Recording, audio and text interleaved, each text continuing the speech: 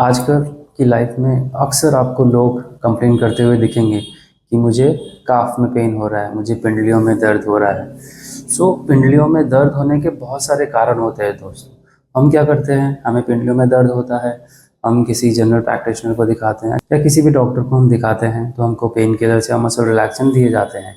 सो pain killer muscle relaxant लेने के पहले एक बार उसका कारण जानना बहुत ज़रूरी होता है दोस्तों, बिकॉज काफ का जो पेन है कई कारणों से हो सकता है।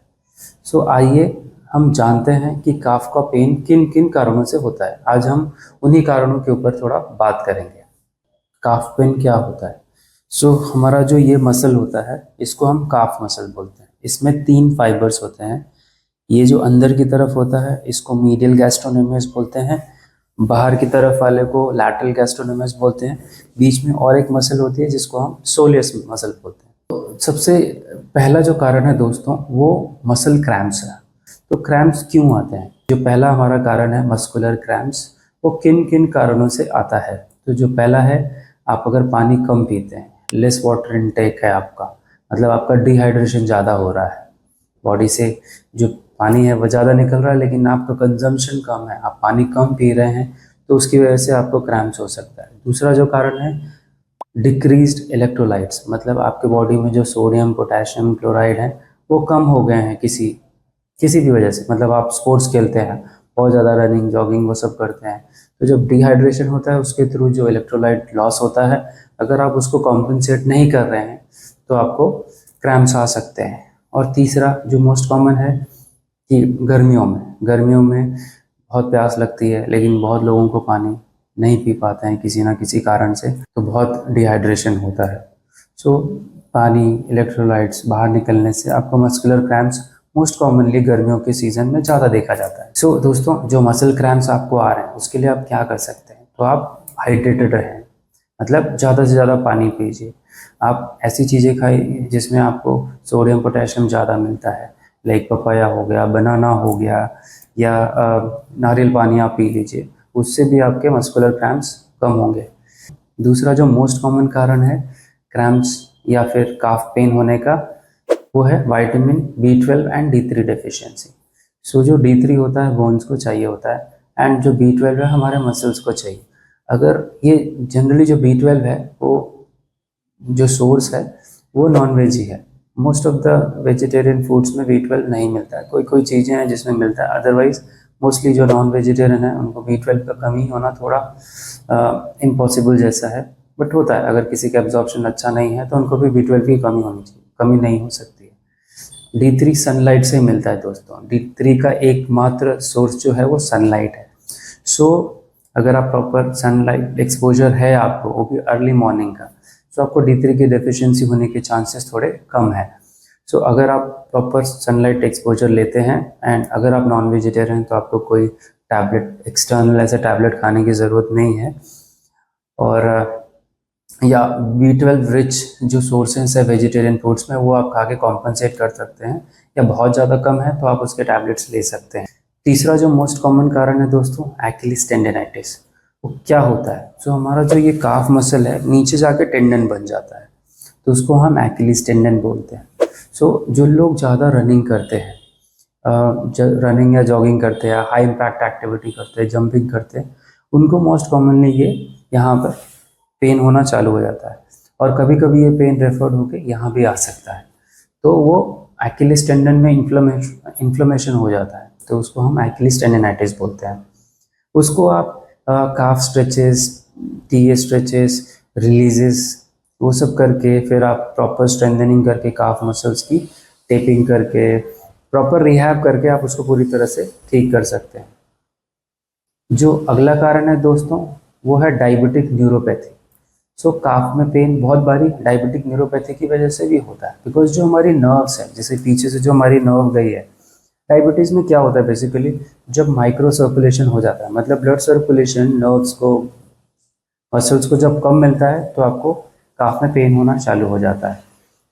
आपको क्या करना है, एक्सरसाइज के थ्रू वो मसल्स को स्ट्रॉन्ग बनाना है, उस एरिया के मसल स्ट्रेंथनिंग करके ब्लड सर्कुलेशन आपको बढ़ाना है। आप मशीनें लगा सकते हैं, फिजियोथेरेपी ट्रीटमेंट है इसका, आप टेंस वगैरह लेके इसको काफ़ी हद तक रिलीफ पा सकते हैं। अगला जो कारण है दोस्तों पीआईडी मतलब प्रोलैप्स इंटरवर्टेब्रल डिस्क, जिसको हम स्लिप डिस्क भी बोलते हैं। तो अगर आपको बैक में नस दबी है, कमर की जो नस होती है वो दब गई है डिस्क पीछे जाने से, तो आपका जो ट्रैवलिंग सिम्टम्स है नीचे जाता है। तो कभी कभी आपको पैचेस में भी पेन होते हैं। ज़रूरी नहीं है कि यहाँ की नस दबी है तो आपको ऐसा पूरा सीधा एक लाइन में पेन हो, आपको कभी यहाँ ऐसे पैचेस में भी पेन होते हैं। सो आपको काफ में भी पेन हो सकता है स्लिप डिस्क की वजह से। तो आप उसको क्या कर सकते हैं, आप क्योर यहाँ से करेंगे दोस्तों, आप उसको स्लिप डिस्क को क्योर कीजिए, काफ पेन ऑटोमेटिकली ठीक हो जाएगा। तो उसके लिए मोर ऑफ भुजंगासन या प्रोन एक्सटेंशन या मैकेंजी एक्सरसाइज करके आप उसको पूरी तरह से ठीक कर सकते हैं। और अच्छे से प्रॉपर रिहैब करने के लिए आप फिजियोथेरेपिस्ट के पास जाके उनकी राय लेकर उसको पूरी तरह से ठीक कर सकते हैं, जिससे आपका काफ का पेन पूरी तरह से ठीक हो जाएगा। अगला जो कंडीशन है दोस्तों वेरिकोज वेन्स। आपने सुना होगा या देखा भी होगा बहुत लोगों ने कि जो हमारे काफ मसल्स होते हैं वो धीरे धीरे वहाँ पे ऐसे हरी हरी वेन्स दिखने लग जाती है। किसी किसी की हल्की हल्की दिखती है, किसी किसी की बहुत ज़्यादा प्रोमिनेंट हो जाती है। सो अगर स्टार्टिंग में आपको थोड़ा थोड़ा हरा हरा दिख रहा है तो आपको आपके वैस्कुलर सर्जन को या फिर एमडी फिजिशियन को दिखा के प्रॉपर मेडिकेशन ले लेना चाहिए और आपको एक्सरसाइज करनी चाहिए। सो काफ पंपिंग एक्सरसाइज जब आप करते हैं या काफ स्ट्रेंथनिंग एक्सरसाइज आप करते हैं तो काफ़ी हद तक वो ठीक हो जाता है। अगर एडवांस स्टेज में है तो बहुत लोगों को सर्जरी के लिए भी जाना पड़ता है। बट मोस्टली किसको होता है दोस्तों वेरिकोज वेन्स? मोस्टली जो लोग प्रोलॉन्ग स्टैंडिंग करते हैं, ज़्यादा देर खड़े रहते हैं, कंटिन्यूस स्टैंडिंग जिनका जॉब है, या जो भी हाउसमेड हो गई, हाउस वाइफ्स हो गई, टीचर्स हो गए, उनको वेरिकोज वेन्स होने का बहुत ज़्यादा चांस रहता है। सो उन लोगों को खासकर इन बातों का ध्यान देना चाहिए कि उनको वेरिकोज वेन्स ना हो। पहले तो उनको प्रिवेंशन भी ध्यान देना चाहिए ताकि हो ही ना। अगर हो गया है तो उसको अर्ली स्टेज में कैसे जल्दी जल्दी ट्रीट कर लें ताकि वो आगे ना बढ़े, क्योंकि वो बाद में लेटर स्टेजेस में दोस्तों बहुत पेन देता है। तो उसका ध्यान आपको खास करके रखना है। जो अगला कंडीशन है दोस्तों जो काफ पेन दे सकता है उसको शिन स्प्लिंट्स बोलते हैं। तो ये जो हमारा बोन है इसको शिन बोन बोला जाता है। यहाँ पे या यहाँ पे आपको पेन हो सकता है। कभी कभी वो मिसडाइग्नोज किया जाता है, कभी कभी आपको इस तरफ पेन होने लग जाता है। तो वो जो काफ का ये मीडियल हिस्सा है, अंदर वाला हिस्सा, वहाँ पे आपको पेन होता है तो उसको शिन स्प्लिंट्स बोलते हैं। तो शिन स्प्लिंट्स के लिए आप उसको टेप सपोर्टिव टेपिंग करके या शिन के अराउंड जो मसल्स है उसको रिलीज करके स्ट्रेंथन करके उसको भी आप पूरी तरह से ठीक कर सकते हैं। नेक्स्ट जो कंडीशन है दोस्तों उसको क्लॉडिकेशन बोलते हैं। क्लॉडिकेशन का मतलब ये होता है कि जब आप रेस्ट करते हो आपको पेन नहीं होता है, लेकिन जब आप चलते हो या जब आप रनिंग करते हो तो आपको दर्द बढ़ जाता है। सो उसमें भी क्लॉडिकेशन में भी दो टाइप के क्लॉडिकेशन होते हैं। एक होता है न्यूरोलॉजिकल क्लॉडिकेशन और दूसरा होता है वैस्कुलर क्लॉडिकेशन। सो न्यूरोलॉजिकल क्लॉडिकेशन क्यों होगा?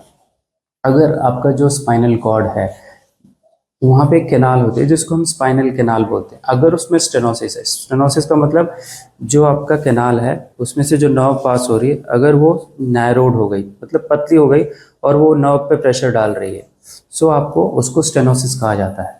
तो वो न्यूरोलॉजिकल स्टेनोसिस है। तो वो भी अगर आप ज़्यादा चलेंगे ना, बिकॉज नर्व्स नीचे ट्रैवल हो रही है, वो मसल को न्यूट्रिशन दे रही है, बट ऊपर से वो दबी हुई है तो वो खुद ही कॉम्प्रोमाइज्ड है, तो मसल को प्रॉपर न्यूट्रिशन नहीं दे पा रही है तो मसल वीक हो जाती है। तो जैसे ही आप ज़्यादा चलने को कोशिश करते हैं तो आपको दर्द चालू हो जाता है।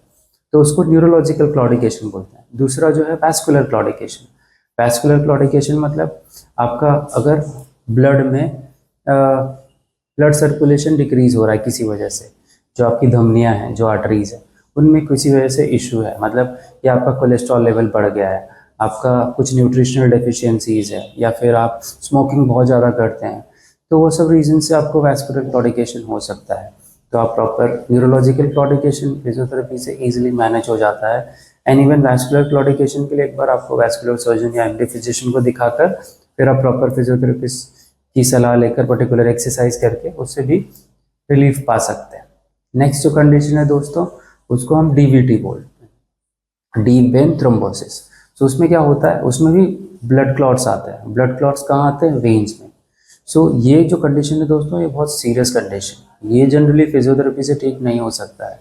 तो इसमें पेन कैसा ऑल ऑफ सडन आता है और जो इसका इंटेंसिटी होता है पेन का बहुत ज़्यादा होता है। और आपको काफ़ी ज़्यादा स्वेलिंग भी अपीयर होता है काफ मसल्स में। तो इसको आप एमडी फिजिशियन या फिर आपके वैस्कुलर सर्जन्स को दिखा के उसको मेडिसिन वगैरह लेके उसको कंट्रोल पा सकते हैं। लास्ट जो कंडीशन है दोस्तों, टेनिस लेग। टेनिस एल्बो हाथों में होता है, टेनिस लेग पैर में होता है। टेनिस एल्बो जो है ओवर यूज कंडीशन है, बट टेनिस लेग जब हमारा ये जो मीडियल काफ मसल है या मीडियल गैस्ट्रोनेमियस बोलिए, इसमें अगर टेयर हो जाता है किसी स्पोर्ट्स के दौरान या किसी इंजरी के दौरान, तो उसको टेनिस लेग बोला जाता है। तो टेनिस लेग भी इनिशियली दोस्तों आप प्रॉपर ऑर्थोपेडिक सर्जन को दिखा के विथ मेडिकेशन या फिर बहुत ज़्यादा अगर इशू है तो सर्जरी करनी पड़ती है, एंड देन उसके बाद आप उसको प्रॉपर रिहैब करके फिजियोथेरेपी करके पूरी तरह से ठीक कर सकते हैं। सो ये 10 कंडीशन है दोस्तों जो आपको काफ पेन कॉज कर सकते हैं।